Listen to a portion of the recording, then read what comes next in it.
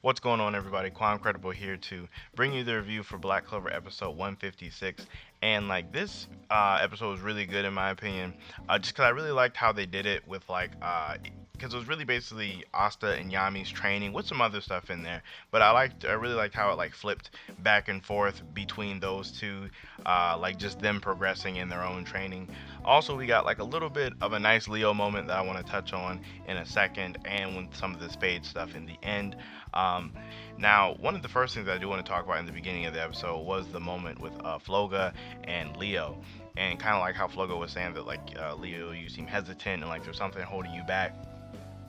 And Leo's main thing is that he wants to live up to he wants to live up to the hype, so to speak. Like it's like how Leo said, the image of how powerful his brother and sister are, kind of like it's engraved in him. Like he understands how powerful they are. So I don't know how many of you are into psychology or the theory of actual people learning, but this is like a real deal thing where when you are right in the middle of skill acquisition or learning how to do something, or learning how to be good at a thing, once you reach that intermediate level, that's the hardest part, because you're experienced enough to not be like a beginner or a novice.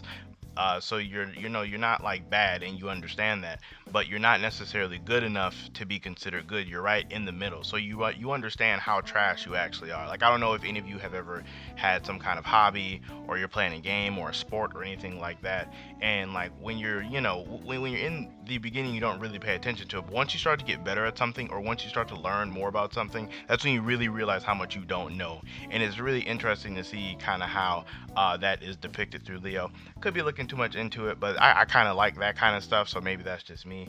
But on to the actual bulk of the episode, which would be Asta and Yami's training. I'm not going to talk about them both like back and forth. I'll probably just do like Asta's and then do Yami's, so because like that would just get really confusing. But the main takeaways from Asta's training is that I do kind of like how we got to see Asta kind of try out his different swords against Gaja, such as like trying the Demon Slayer and the Black Divider, as well as just using the Demon Destroyer sword. It was kind of cool to see him like nullify the shock that because like Gaja shocked him, and he was able to like nullify it afterwards. Just like a cool tidbit to see Asta using the different abilities of his swords. Now, the main focus of Asta training was just to land a hit on Gaja, which is it's really interesting, because that's one thing that I know, like myself as well as a lot of other people were probably curious about, is like how exactly can Asta progress, or what would his training necessarily entail. It's not as cut and dry as other people, where it's like, oh, form this like rune circle or array of runes and do this. It's like Asta's training in this is definitely way more abstract. So like definitely through going little steps like this would be the way to go for him. And I really do like what Gaja said, that like magic and anti-magic are definitely like two different things, but like in how you use them probably could be similar.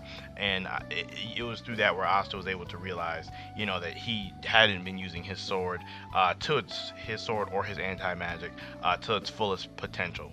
Now, I will say, with that like ending part with Asta and his training with Gaja, when like Gaja was about to like strike him with like full on true magic, I wonder if Gaja like knew Asta was gonna like surpass his limits in that moment. Because if he didn't hold back and he actually just hit Asta with that, I kind of think Asta would have just died. Like, so like that part was kind of weird, or kind of funny to me. I'm like, you was actually about to kill him there for a second. But in the end, Asta was able to fully realize the power of his, or not fully realize, but somewhat realize the power of his Demon Dweller sword, and like shoot like an actual projectile of anti-magic at Gaja, which I believe caught Gaja off guard. I kind of think if Gaja knew that sword shot projectiles, he might have been ready for it, but that could just be me gassing up Gaja. I don't know.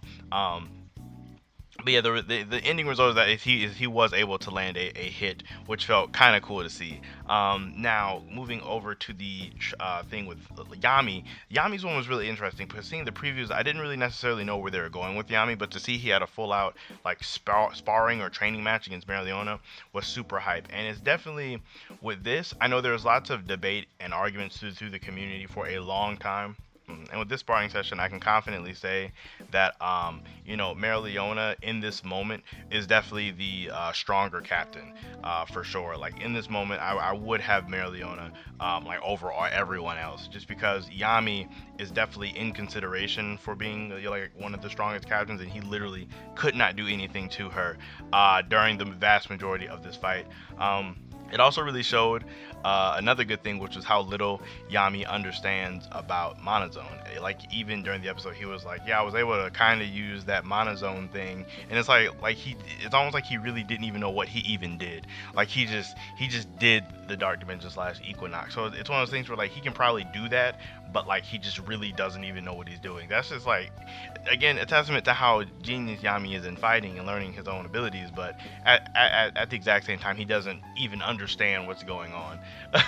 um, so yeah, throughout their entire sparring match, Marileona is just like completely dominating Yami like the entire time. He's just like running around, like trying to block. He says multiple times that she's too fast for his ki, that if this is a battle of speed, he can't keep up. Like he says multiple times that she's over him in like all these aspects. Obviously this was not a serious fight. Clearly Yami has the dimension slash that could potentially end the fight instantly, but at the same time, how Marileona was all over him in this fight, it would be pretty safe to assume that he probably wouldn't even be able to get it off, to be honest, like if they were actually like fighting seriously.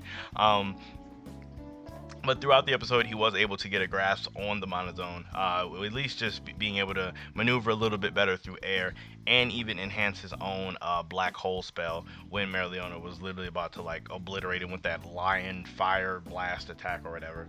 And it was kind of funny to see that he just like dipped, like like once he started to get a grasp on things, he was like, yeah, I'm done here. Like I got the gist of what I need to work on. I don't want to fight you anymore. And he just leaves.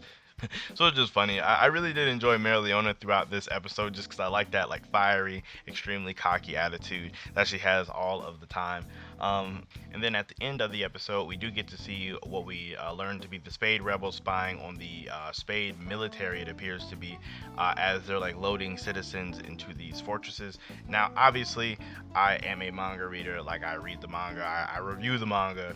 Anybody who probably follows me a little bit will know this. Now, for my anime reviews, like I always say, I'll never ever spoil the manga.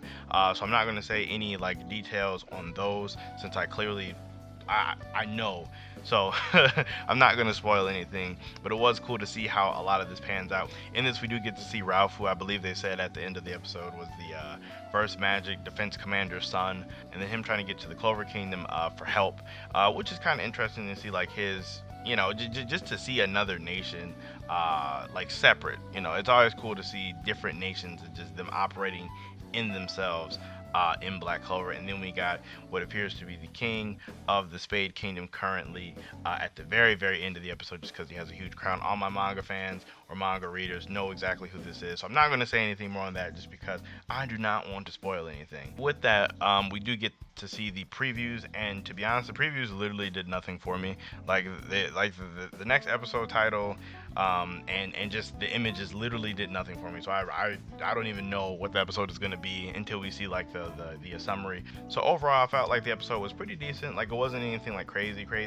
I mean, I'd give it like a solid 7.5. I actually, yeah, this is like a solid above average episode, honestly. Like it was actually pretty good. I really did like to see, you know, Asta train and Yami train, really get to see them all like that. The only thing I didn't like is we didn't really get to see anybody else. Like we didn't get to see Noelle. We didn't get to see we got like a little bit of Leo, but not like a lot. Like we didn't get to see a lot of anyone else, which is probably the only things that bothered me, just a very tiny bit. But you know, it's not anything like that would take the episode down a lot. I do want to know you guys' opinion on the Yami and Marileona situation as far as which one you guys believe to be stronger in the current moment. I feel like it's pretty cut and dry at this point on which one is stronger, seeing as Yami did not have a very good understanding of monozone, and he is just now starting to get it. If you have like a counter argument on why you believe Yami to be stronger, please let me know down in the comments so we can talk about that, because I am curious to see other people's kind of viewpoints on that itself. But with that, that is all I have for you for the episode. Make sure you guys like the video as well as sub to the channel for more content. I do greatly appreciate the support. Enjoy the rest of you guys' day, and I will see you in my next video.